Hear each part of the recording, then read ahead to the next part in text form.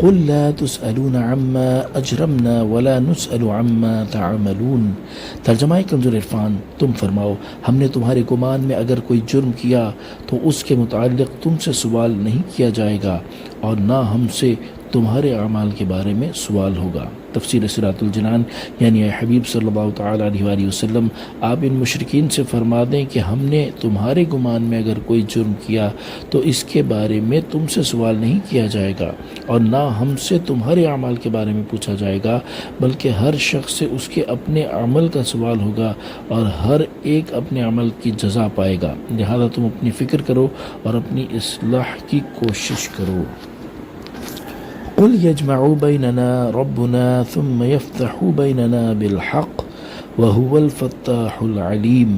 ترجمہ کنز العرفان، ہمارا رب ہم سب کو جمع کرے گا، پھر ہم میں سچا فیصلہ فرما دے گا اور وہی بہترین فیصلہ کرنے والا، سب کچھ جاننے والا ہے۔ تفسیر صراط الجنان، یعنی اے حبیب صلی اللہ تعالیٰ علیہ وآلہ وسلم آپ ان مشرکین سے فرما دیں کہ قیامت کے دن حساب کی جگہ میں ہمارا رب عز و جل ہم سب کو جمع کرے گا، پھر ہم میں سچا فیصلہ فرما دے گا تو اہل حق کو جنت میں اور اہل باطل کو دوزخ میں داخل کرے گا اور وہی بہترین فیصلہ کرنے والا، سب کچھ جاننے والا ہے۔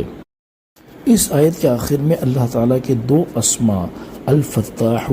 اور العلیم کا ذکر ہوا۔ ان کے خواص بیان کرتے ہوئے علامہ اسماعیل حقی رحمۃ اللہ تعالی علیہ فرماتے ہیں،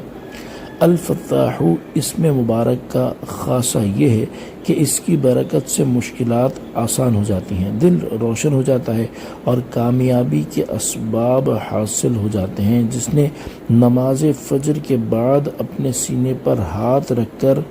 71 مرتبہ اس اسم کو پڑھا تو اس کا دل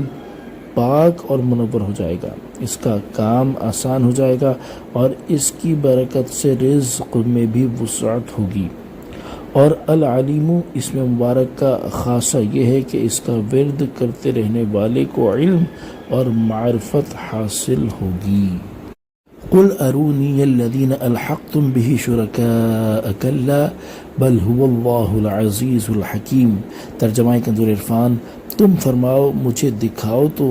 اپنے وہ معبود جنہیں تم نے اللہ کے ساتھ شریک بنا کر ملا رکھا ہے، ہرگز نہیں بلکہ وہ اللہ ہی عزت والا حکمت والا ہے۔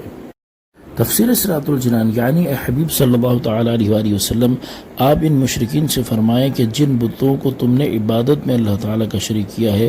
مجھے دکھاؤ تو صحیح کہ وہ کس قابل ہیں، کیا وہ کچھ پیدا کرتے ہیں، کیا وہ روزی دیتے ہیں، اور جب ان میں سے کچھ نہیں کر سکتے تو ان کو خدا کا شریک بنانا اور ان کی عبادت کرنا کیسی عظیم خطا ہے۔